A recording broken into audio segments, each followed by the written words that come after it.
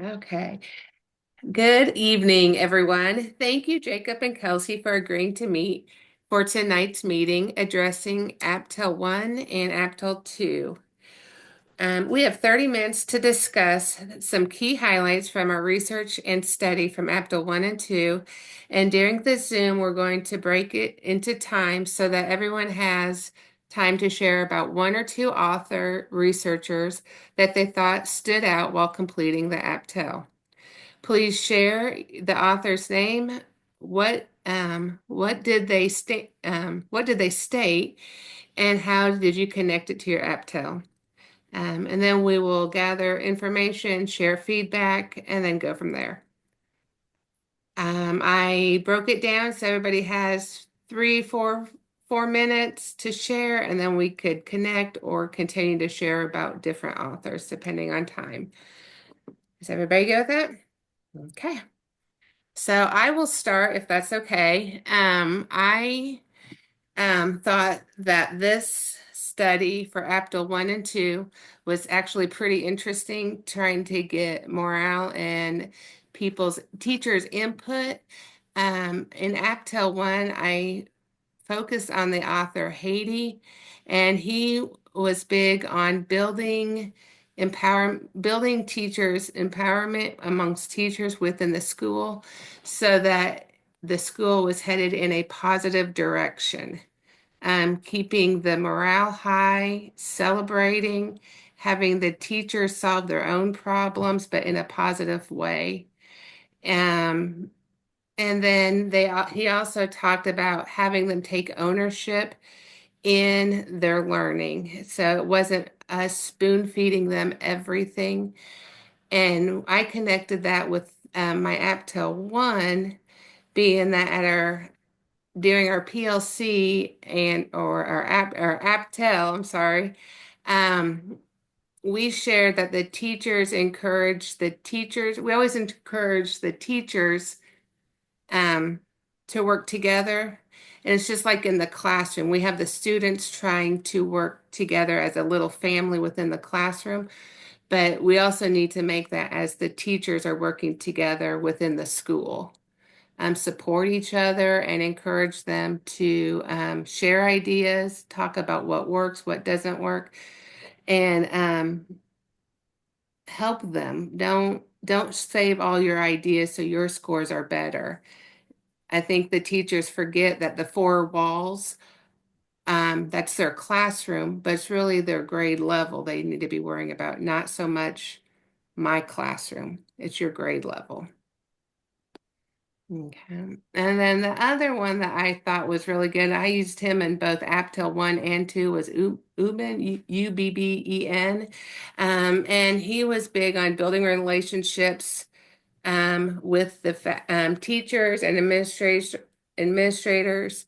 and allowing them to have input in the programs and the scheduling.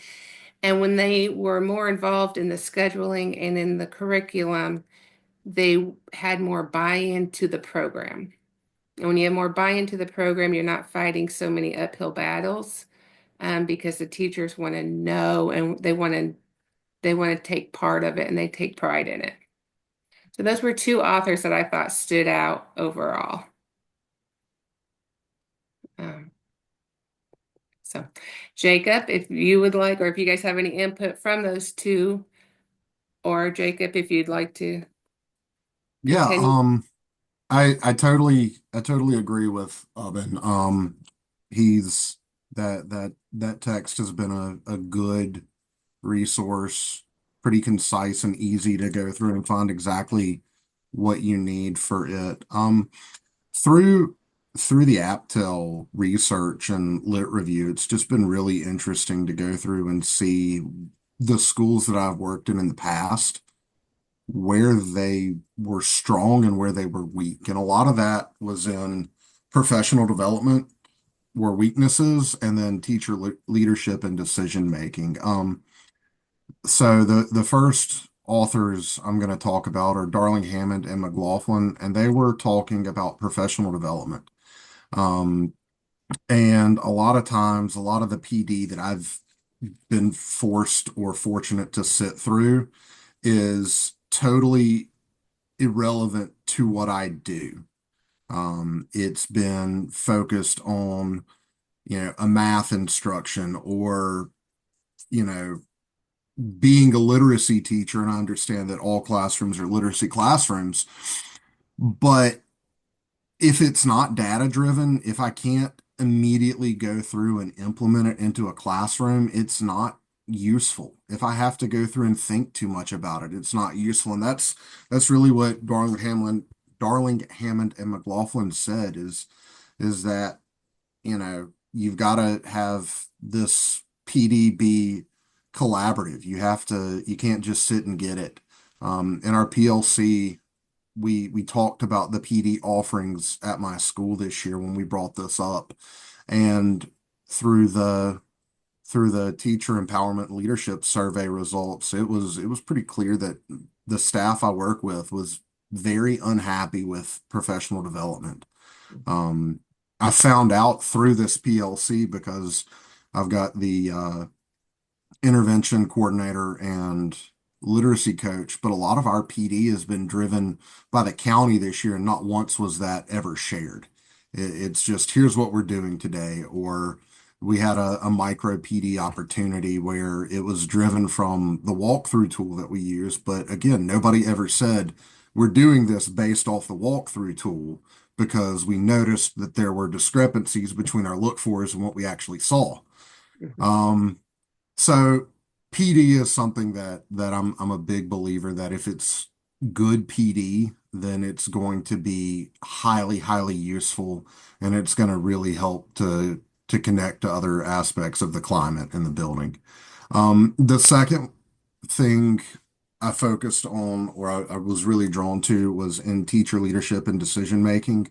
Um, Cheung, et al. It was a 2018 article, and really the big takeaway from this article that I absolutely just loved is a quote that says, when schools are successful, it's because the teachers lead and drive the implementation of research-based methods in that building.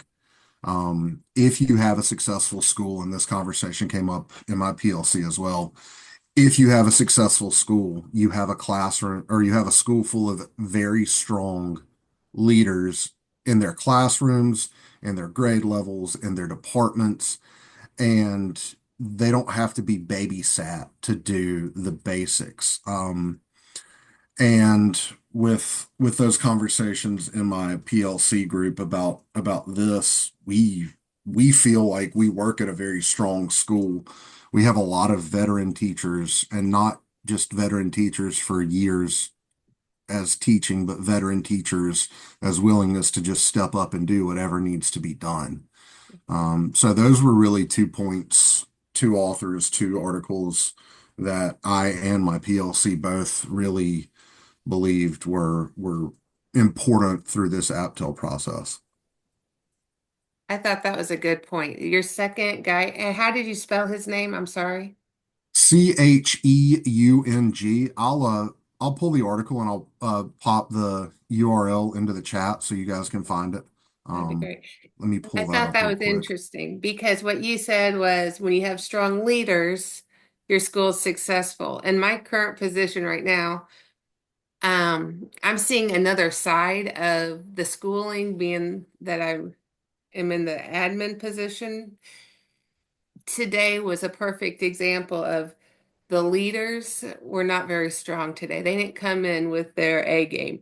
And the office was popping with behaviors, nobody showing up, late to work, somebody needs to go early. And so I couldn't do any of my things I needed to do because I was doing all the little pieces. And we had that discussion today, me and my principal, was if we could just do if they could just do their job, I could just we could do our job. Well, so And I'm on spring break right now from my day job as a teacher, and I spent all day doing intern work at the elementary school. And what I saw there is even in that building, there's a lot of strong teachers. So, there were a few, again, April Fools, there were a few discipline issues going on today, but nothing that was, not a 20-minute conversation calling four different parents when something went crazy. And even with that, the day after lunch fell into parent phone calls over this little issue or that little issue. So And yeah, those it's parents call you back real quick when their kid comes home mad. You're like, oh, I well, gotta and get. then it's like we this elementary school has a large ESL population, so having to find somebody to translate. Fortunately, the school psychologist came in and she was awesome on the phone call because this kid was this kid needs a lot of help. Um, but that 10-minute issue turned into an hour once you had to get everything else involved. And then there's paperwork after that. No, there Lots wasn't of. any paperwork on Oh, this. well, that's good. Good. That's good. Yeah. Yeah. That was a good point there. Yeah. Good. And then, Kelsey, if you'd like to Yeah. share yours, and then we'll Sure. debrief. So yeah, I'm gonna have to concur with all of that. It's been interesting to kind of be the teacher role and then to see we've had two different admin this year due to some circumstances and to see how different things are handled from one to the other and how smoothly the school ran with our former and then how jarring the shift has been. So it's been really interesting to see how different levels of support from administration has positively or negatively impacted our school. So that's been kind of interesting to see.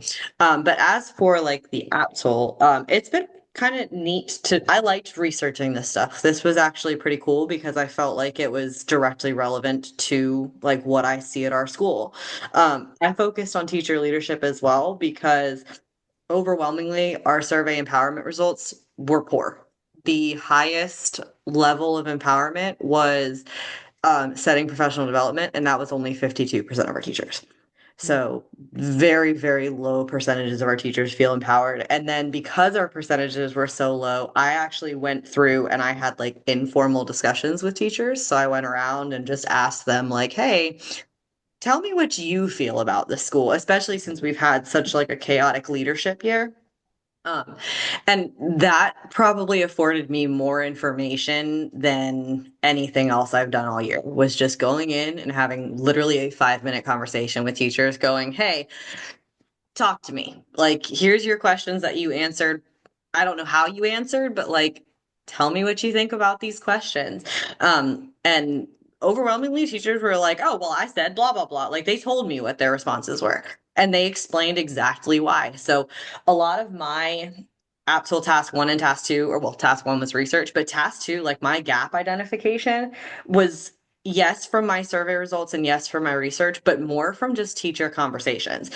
So I focused on two authors, or like two of my authors that I thought were very excellent. Was one was Cosenza, which was Cosenza. And this was on defining teacher leadership, so affirming the teacher leader model. So this one was kind of interesting because when I first started reading it, he started off saying, like, your teacher leaders are your best teachers. And I was a little like, wait, hold on now, because I've definitely seen that being not necessarily always the case. But then it continued saying, like, your best teachers are not necessarily the ones who have like the strongest classroom management or the ones who have the best scores. It's the best teachers are the ones that help others. So that are willing to collaborate, that are willing to support each other, that are there to go, what do you need? I got you. And so it was kind of interesting because at my school, that's definitely not how like the best teachers would be described, or like defined. So to see a very different definition of best teacher and to kind of coincide that to what a teacher leader is, I thought that was awesome because it's true. Like some of the best teachers that I've worked with, like I don't know what their scores are. I don't know what their classroom management looks like, but I know that they're always willing to go, hey, I tried this and it worked great with my kids. Do you want it? And those teachers tend to be the one that the kids also like, that it seems like admin typically likes. And I'm sure that they have decent classroom management, but like as a coworker, that's not necessarily what I see. I see, oh, they're one of the best teachers because they're always the ones that you can go to going, hey, have you ever taught so and so? Or have you ever had this issue? What do I do with this? Or, oh, they're just not understanding this. Do you have any advice? And they're going, oh, yeah, I got you. Give me a second. And they're pulling stuff out to help you. So it was just kind of a neat one. And I shared this with the teachers at my building and with my assistant principal. And I was like, hey, just a thought, like read this. Um, and people were like, yeah, I would concur with that definition of like the best teachers are not necessarily, it's not necessarily about classroom management or student scores. It's about their willingness to like be part of a team. And then the other one that I focused on quite a bit was Peterson. So uh, Peterson was a article on teacher hiring because I've been involved in teacher interviews before, and with administration interviews also. Actually, when we hired our assistant principal last year, I sat in on that meeting, and I saw that, or one of the takeaways that I saw from this was that. Um, and I didn't think about this, was you have to take a quote, you have to take time to do hiring well. Consider future vacancies and school goals, not just immediate positions. Additionally, seek input from multiple sources about teacher preparedness and be careful not to be narrow-minded in terms of what is an effective teacher. So it kind of made me reflect on interviews that I've done and then also interviews from when I've been the interviewee of, it's always been based on how I interviewed. I've never been asked for a lesson plan. I've never been asked to like um show how I am with kids. I've never been asked to provide test scores, whether it be my own or former students. So it was an interesting kind of thought of, it doesn't have to be about interviews. Like there's more to being a teacher, a lot more to being a teacher than how well you can present yourself in 5 minutes. And we've seen teachers that it's like, oh my God, they interview great. And then they've crashed and burned when they've actually been put to the fire. Whereas we've had teachers that it's like, oh, that was not a great interview, but we take a chance on them. And oh my God, they're one of the best teachers in this building. And it's not all about interviews. So I think it's something that I want to pay attention to and something that I talked to my PLC about of like, how do we hire teachers? And is it effective? Does it really show us what somebody's going to be able to do in this building? And overwhelmingly, the PLC was like, no, we don't know who these people are going to be when they walk in. We know that they present themselves well, they showed up looking professional, they can talk the talk, but you don't really know they can walk the walk until they come in this building, at which point sometimes it's too late. Um, so it was something to keep in mind for when I'm eventually, hopefully, a principal and in charge of hiring, that I want to make sure I'm not just focusing on the interview. I want to get a better understanding of like, can you actually do this? Can you walk in this classroom and do what you need to do? So it was kind of cool. And we talked about that actually. Part of our action plan is we want to advocate for a change in how we hire teachers. Obviously it's going to be based on their resume. Sorry, brain died. Resume when they walk in and getting them to where they go in the school. But like, we want to advocate for doing a hiring panel and asking them to bring in lesson plans and samples of student work and like, hopefully getting a better idea of, yeah, you can handle these kids, you can handle this curriculum, you got this. Like, we don't have to be super concerned about it. Um, or don't have to like question, like, are they going to be able to handle this? Hopefully they can. So just trying to get a better idea because we have a high attrition rate at our school. We have teachers who leave all the time. And I think that we maybe wouldn't if we hired better. Not saying that we don't hire well, but I don't think teachers are always prepared for what they're walking into when they're walking into our building because we have difficult kids. They're great kids, but they have rough lives. And you get a lot of pushback from some of these kids. So just knowing like, oh, you were able to teach in like an affluent school, but you're not coming to an affluent school. Like, can you still do what you need to do here, if that makes sense? No, it makes sense. That's a good point. And I like how you brought up they do lesson plans. Like maybe have them write a lesson plan. Mhm. We did a hiring as one of our action steps, a hiring committee. And I think it would be important to have them keep up with some of the current research Yeah, um, absolutely. of what's maybe the new programs or what's the hot thing, what's the hot twist to teaching right now because it's kind of always changing, right? Yeah. Sometimes you do running records, some years you don't do running records. So it just depends. What's the new current trends? And that was one of the things we put in our action plans as the committee. You're not necessarily going to hire somebody every month, but your hiring committee could come together and just discuss what are the new trends. Absolutely. And I think in that same article, it talked about getting parent input to who you're going to who you're going to hire. So it was kind of cool because at my school, we have a chorus slash band teacher who's the same person, and we have a theater teacher. And we have no art teacher. We have no like additional related arts kind of classes. We have business classes. But the kids constantly complain like, why don't we have an art teacher? Why don't we have like a creative space that we can be, that we can do what we want to do? Because we pretty much a lot of them end up in chorus or general music, and like they don't necessarily want to be there. It's not particularly interesting to them, and they like look forward to art, and we don't have an art teacher. And we've had parents who go, why don't you have an art class? You should have an art class. And so we talked about hiring, and that's something that not as part of our action plan, but we just recommended like, hey, if you would have talked to the parents and you would have talked to the kids, you Mhm. may have been able to put in for an art teacher and get an art teacher, and you'd have a little more support from our community. Um, and we don't have a theater teacher coming back next year. She's leaving at the end of this year, and they've posted the position for a new theater teacher. But overwhelmingly, like our parents and our kids are like, we don't need a theater teacher. We don't really want a theater teacher. We want an art teacher.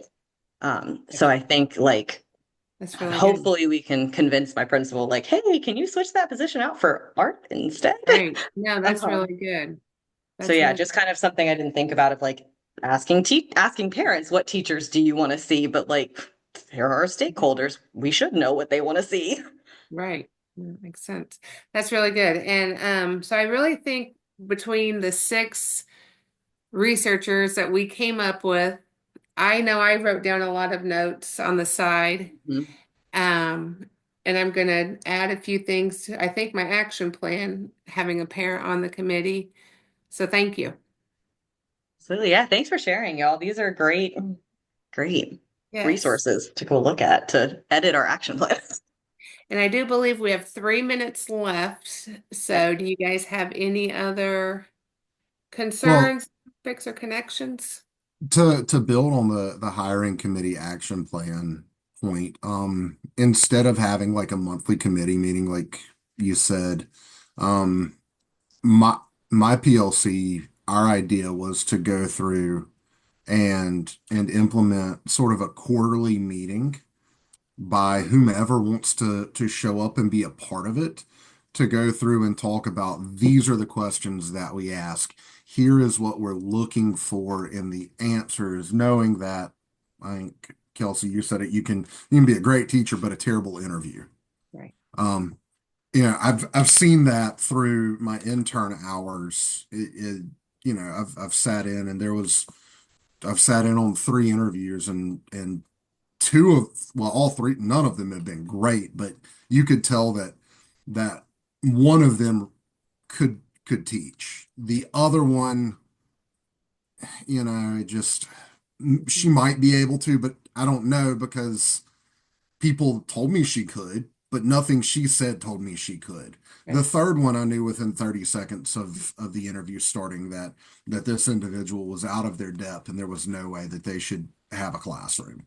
And it's not based off of anything other than they would get run over within the first 2 minutes by second graders, and that would be sad. So Yeah, the interview panel is a great idea, and again, the research that was presented is great. I can't wait to rewatch and catch some of the names that I may have missed to use I'm and gonna steal. I'll text mine to you guys, So will I. just so we can all have the correct spelling.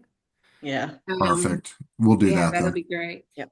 Absolutely. And yeah, so thank you. And thank you everyone for meeting, even if it's your spring break. I appreciate it. Hey, look, spring break was yesterday. I basically worked all day today, so Oh whatever. It's just a boy. normal day. Well, Actually, I I miss- didn't work. I did it for free. perfect.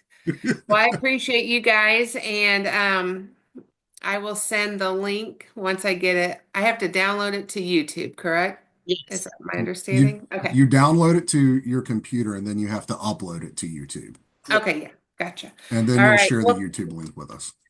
yes, I will do that. So I will do that this evening. I will text you when I do it so you can make sure you have it on your side and it doesn't go missing in a cloud. All right. Good. All right. Thank you, Thanks, y'all. everyone. All Have Have a a right, great good night, thank y'all. you. Bye.